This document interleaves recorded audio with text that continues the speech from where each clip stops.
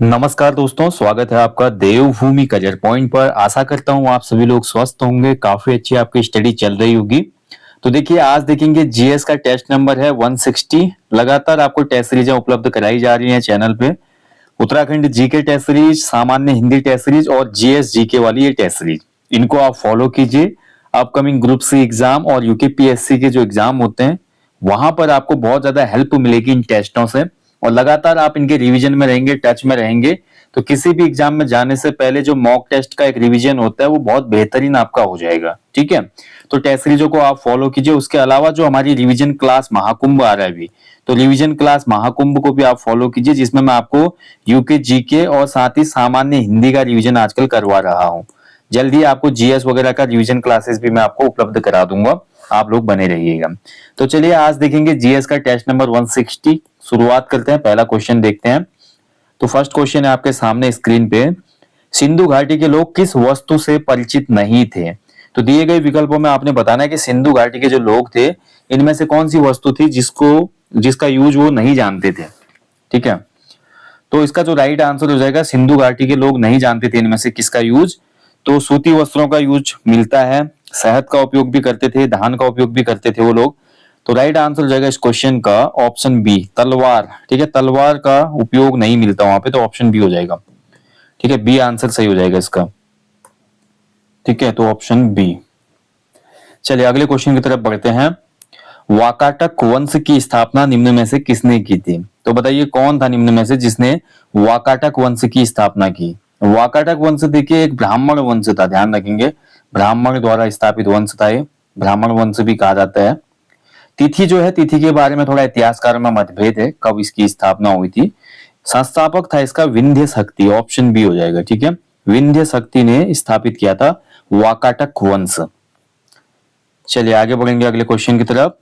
सामूगढ़ का युद्ध किनके मध्य हुआ था? देखिए सामूगढ़ का जो युद्ध हुआ था ये शाहजहां के पुत्रों में हुआ था। शाहजहां के पुत्र जो थे उनके बीच में गद्दी को लेकर ये युद्ध हुआ। और सामूगढ़ का युद्ध जो हुआ था ये 1658 में हुआ था। ठीक है, ध्यान रखेंगे दोस्तों, ये वही 1658 है जिस वर्ष हमारा दारा सिकोह का बेटा सुलेमान सिकोह गढ़वाल आता है और शरण लेता है पृथ्वीपति शाह के दरबार में। ठीक है, आता है ना सुलेमान सिकोह, तो ये कहानी पूरी यही है, यहीं से समझ जाइए। तो दारा सिकोह और औरंगजेब के बीच में, ऑप्शन ए इसका राइट आंसर है। सामूगढ़ का युद्ध हुआ था दारा सिकोह और औरंगजेब के बीच में 1658 में, और दारा सिकोह का ही पुत्र था सुलेमान सिकोह।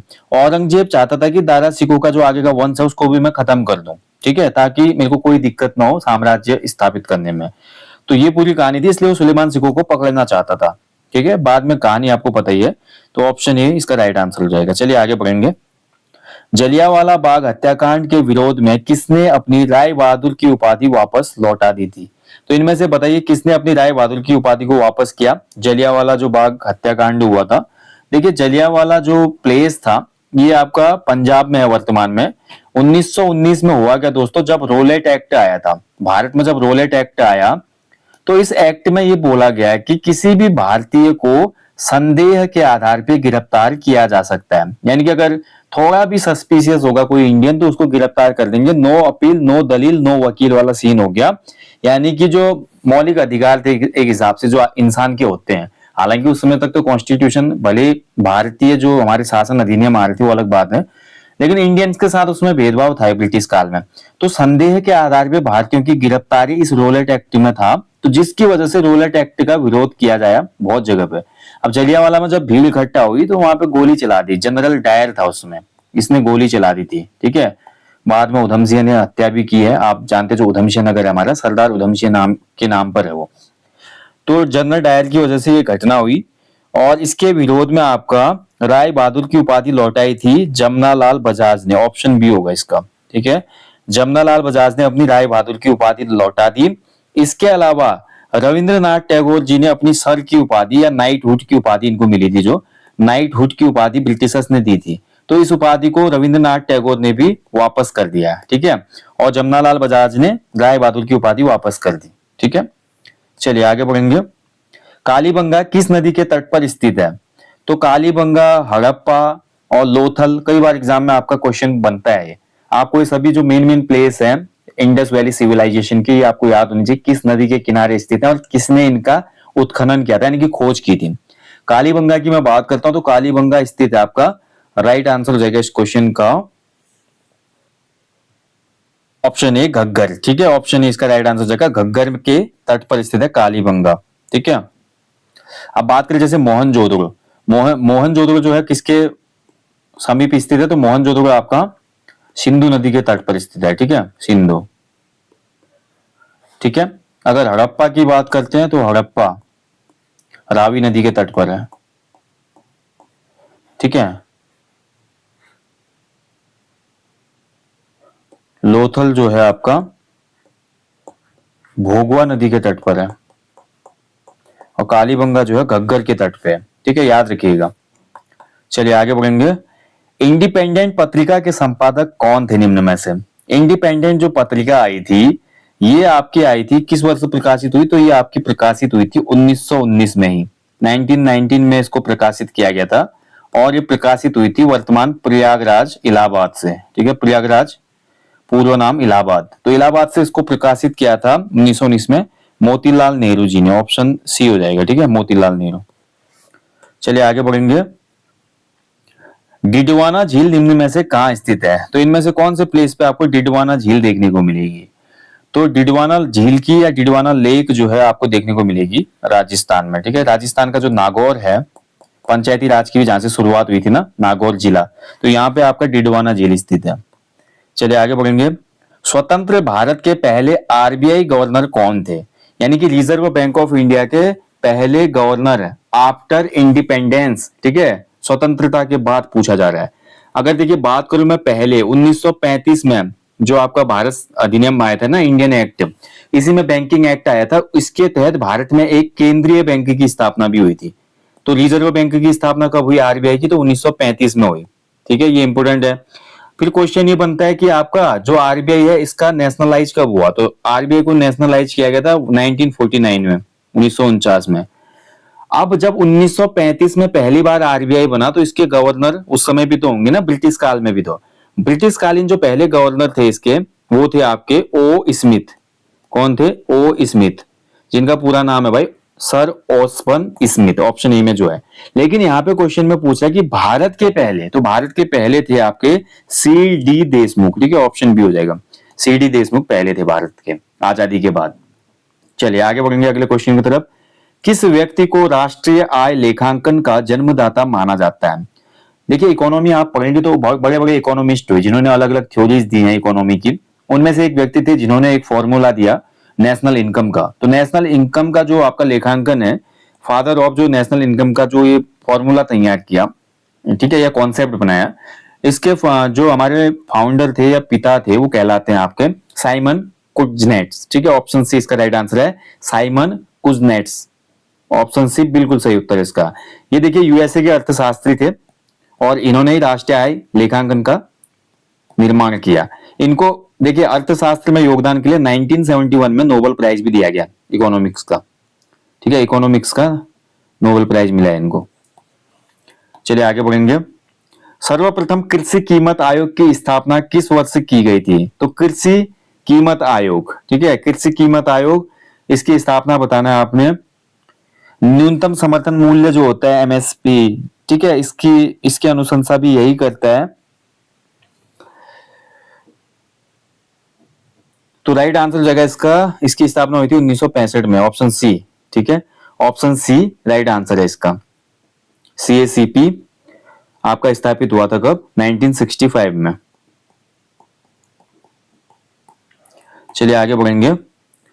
होगे नक्कल जलप्रपात किस नदी के तट पर स्थित है? तो बताना इनमें से कौन सी नदी पर होगे नक्कल वाटरफॉल स्थित है। ठीक है, होगे नक्कल वाटरफॉल, तो इसकी लोकेशन है कावेरी पर। ठीक है, तमिलनाडु कर्नाटक के बॉर्डर पे आपको देखने को मिलेगा ये जलप्रपात कावेरी नदी पर, ऑप्शन है। नेक्स्ट क्वेश्चन की तरफ बढ़ते हैं। भारत में पहला मेयर कोर्ट की स्थापना 1687 में कहां पर हुई थी? देखिए लीगल हिस्ट्री का क्वेश्चन है। अभी जैसे देखिए हाईकोर्ट का आरओ आएगा या हाईकोर्ट क्लैरिकल का एग्जाम आएगा, उसमें लीगल हिस्ट्री का क्वेश्चन ज्यादा पूछता है। तो भारत में जो पहला मेयर न्यायालय था इसकी स्थापना 1687 में हुई थी मद्रास में, ठीक है। ऑप्शन सी इसका राइट आंसर है, मद्रास प्रेसिडेंसी में हुई भाई, सी इसका सही आंसर हो जाएगा। चलिए आगे बढ़ेंगे। भारत का पहला विधि आयोग किस चार्टर एक्ट के तहत गठित किया गया था? तो देखिए इसमें थोड़ा लॉजिक लगाइए। भारत में जो पहला विधि आयोग था कब बनाया गया था? 1834 में बनाया गया था। और इसके अध्यक्ष कौन था? तो इसका अध्यक्ष था मैकाले, ठीक है। मैकाले की अध्यक्षता में भारत में पहला विधि आयोग बना 1834 में। अब किस एक्ट के तहत बनेगा? तो इससे एक साल पहले अंग्रेज एक एक्ट लाए थे जिसका नाम था चार्टर एक्ट 1833। ऑप्शन बी इसका सही उत्तर हो जाएगा, ठीक है। चलिए नेक्स्ट क्वेश्चन की तरफ बढ़ेंगे। किस वर्ष बैंकिंग लोकपाल योजना की शुरुआत हुई? देखिए बैंकिंग के लिए लोकपाल, भारत में पहला लोकपाल बिल कब लाया गया था? क्वेश्चन बनता है। तो भारत में पहला लोकपाल बिल लाया गया था 1968 में। ऐसे देखिए बैंकिंग में लोकपाल योजना, यानी कि बैंकिंग में अगर हमसे देखिए हमें अगर न्याय चाहिए, जब बैंकिंग में बैंकिंग समस्याएं आएंगी उसके निराकरण के लिए भी लोकपाल रखने की बात की गई, ठीक है। तो ये बैंकिंग लोकपाल योजना शुरू हुई थी 2006 में। ऑप्शन सी हो जाएगा इसका, 2006 में, ठीक है। ओम्बड्समैन कहते हैं इसको इंग्लिश में, लोकपाल को।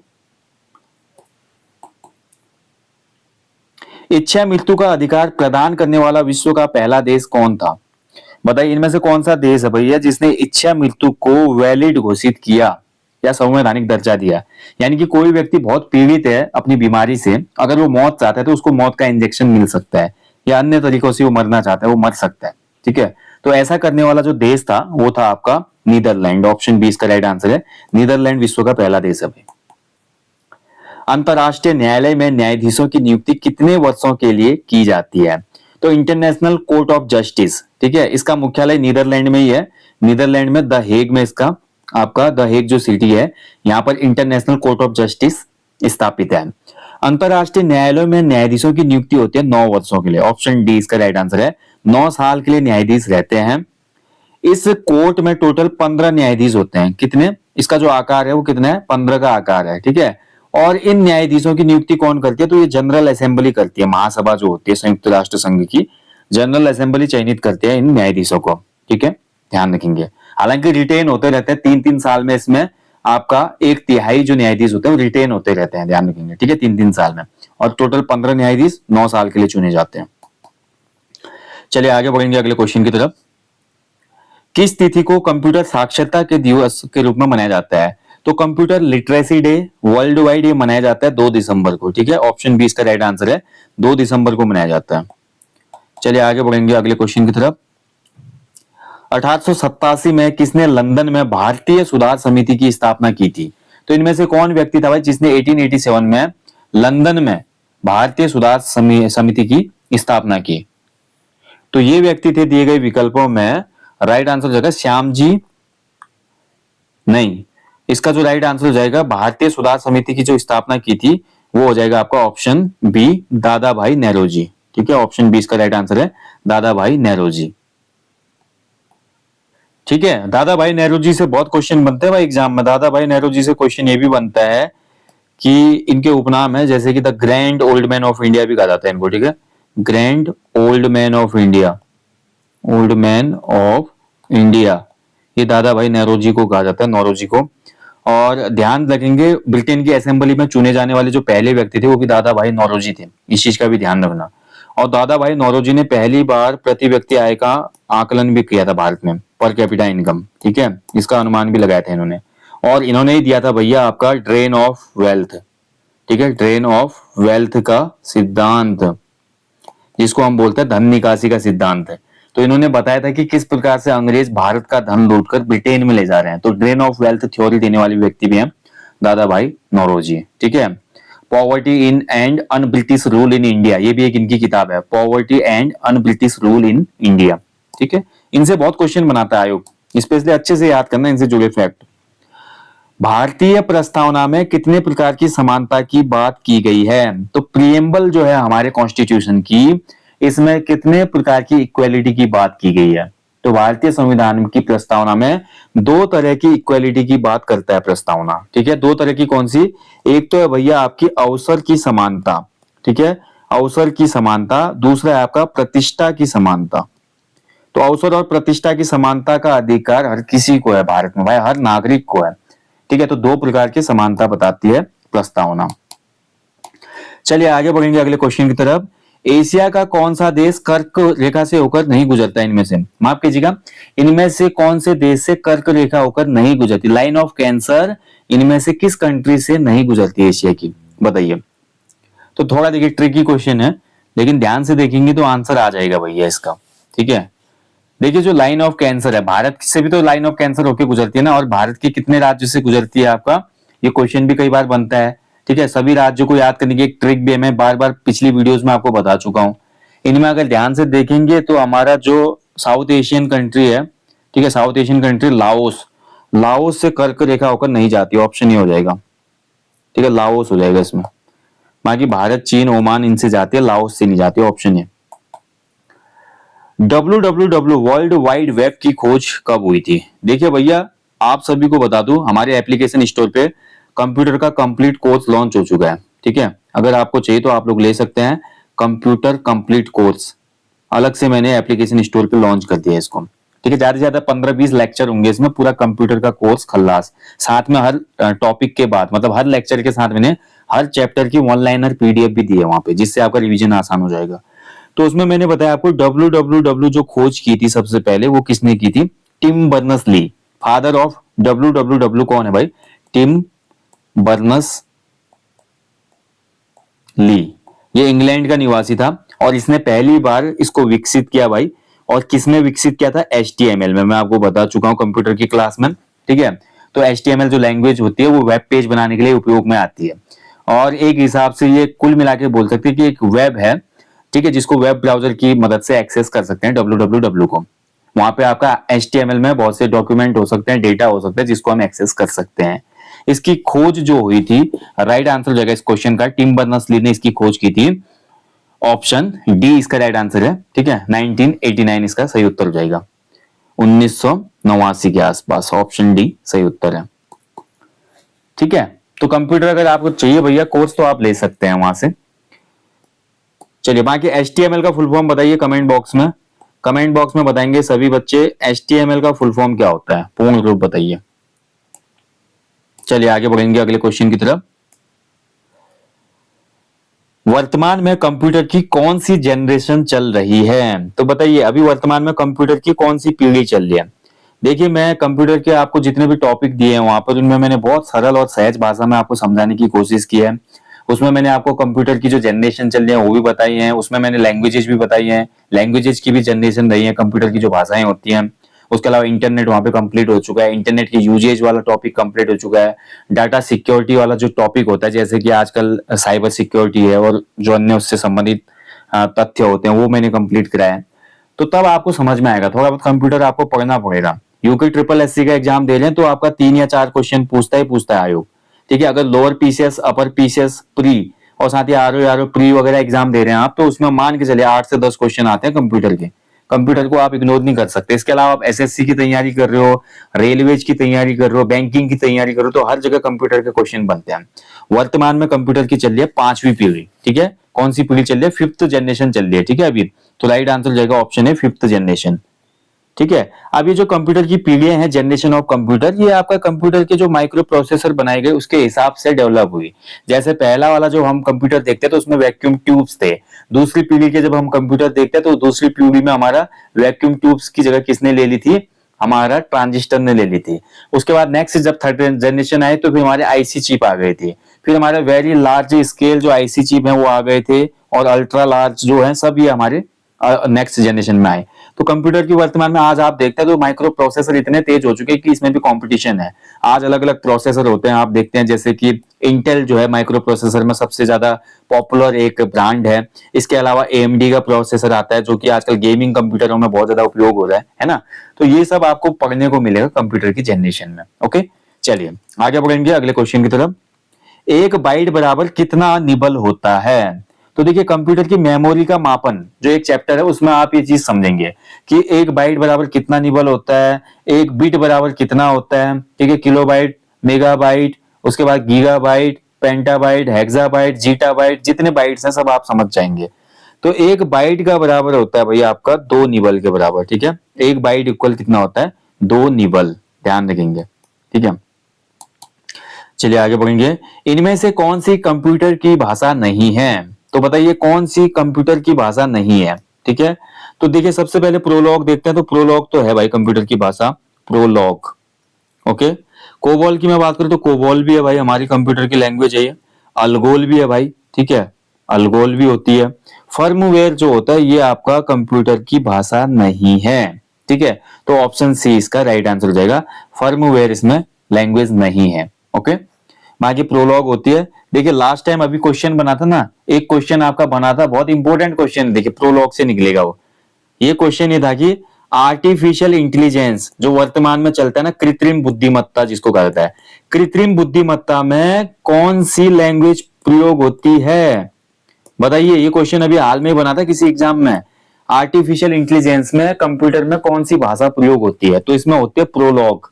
अच्छे से याद कर लो, आगामी परीक्षाओं में फिर ये क्वेश्चन बन सकता है। ठीक है, एआई जो थी, कृत्रिम जो हमारा आर्टिफिशियल इंटेलिजेंस है, इसको डेवलप करने वाले व्यक्ति का नाम भी जान लो, जॉन मैकार्थी। जॉन मैकार्थी को फादर ऑफ एआई कहा जाता है। ठीक है, हालांकि ये मनुष्यों के लिए ठीक नहीं है, काम करने के लिए ठीक भी है तो, लेकिन बहुत से इसके क्या है, डिमेरिट्स भी हैं, जैसे कि जॉब्स का लैप्स कर रही है, जितने भी कुछ जॉब ऐसे हैं जिनको ये खत्म कर रहा है आर्टिफिशियल इंटेलिजेंस। उसके अलावा इन फ्यूचर ये ह्यूमंस के लिए खतरा भी हो सकता है। ठीक है, क्योंकि हम कंप्यूटर में एक ऐसा दिमाग विकसित करना चाह रहे हैं कि कंप्यूटर कुछ डिसीजन खुद भी ले सके। इट्स लाइक अ मूवी जो हम देखते हैं ना, साउथ की एक मूवी है रोबोट मूवी, उसमें देखते हैं जब रोबोट खतरनाक हो जाता है, जब उसमें बुद्धि डालते हैं हमारे रजनीकांत महोदय, तो फिर उसके बाद रोबोट कितनी खतरनाक हरकतें करता है। तो ये चीजें भी कभी ना कभी भविष्य में हो सकती है अगर आर्टिफिशियल इंटेलिजेंस को अगर लिमिटेड नहीं किया जाए तो। ठीक है, लिमिटेशंस लगानी पड़ेंगी इस पे। आर्टिफिशियल इंटेलिजेंस से बहुत क्वेश्चन बन जाते हैं, जैसे कि बार्ड, बार्ड किसका एआई टूल है? Chat GPT. ठीक है, चैट जीपीटी किसका, आपका चैट जीपीटी 4 चल रहा है अभी, ये किसका टूल है, कौन सी कंपनी का? तो चैट जीपीटी है ओपन आई का, बार्ड जो है गूगल का है। ठीक है, ऐसे फेसबुक का भी आर्टिफिशियल इंटेलिजेंस है, माइक्रोसॉफ्ट का चलता है कोपायलट, कोपायलट उसका एक आर्टिफिशियल इंटेलिजेंस है। हाल में गूगल ने अपना एक आर्टिफिशियल इंटेलिजेंस लॉन्च किया था जिसका नाम था जेमिनी। ठीक है, तो ऐसे क्वेश्चन आयोग बहुत पूछता है जो आजकल एआई नए नए डेवलप हो रहे हैं। तो आपको ये सभी चीजें आनी चाहिए दोस्तों। कंप्यूटर जो है बहुत इंपॉर्टेंट टॉपिक है, इसलिए इसको स्किप आप नहीं कर सकते। आप किसी भी बड़े एग्जाम की भी तैयारी कर रहे हो तो वहां पर जब आप देखिए लोअर पीसीएस का मेंस लिखेंगे या उत्तराखंड पीसीएस का भी मेंस लिखेंगे, जो उसमें आपका टेक्नोलॉजी, साइंस एंड टेक्नोलॉजी वाला पेपर है, तो वहां पर भी क्वेश्चन बनते हैं इनसे। ठीक है, तो कृत्रिम बुद्धिमत्ता पे ही आपका आलोचनात्मक टिप्पणी आ जाएगी, तो आपको पता होना चाहिए, थोड़ा इसका बैकग्राउंड पता होना चाहिए, और इसके अलावा इसकी मेरिट पता होनी चाहिए, डिमेरिट यानी कि प्रोज और कॉन्स भी पता होने चाहिए इसके। ओके, चलिए, सो गाइस ये था आज सामान्य अध्ययन टेस्ट भाग 160। इसी के साथ सेशन को मैं समाप्त करूंगा। जाते जाते करंट अफेयर्स का एक महत्वपूर्ण टॉपिक आपको देके जा रहा हूं। देखिए भारत में जो हमारा अभी महिला एशियाई चैंपियंस ट्रॉफी चली थी, इसको जीता है। ठीक है, परसों की बात है ये। तो इस बार चैंपियन बनी है भारतीय महिला टीम हॉकी वाली।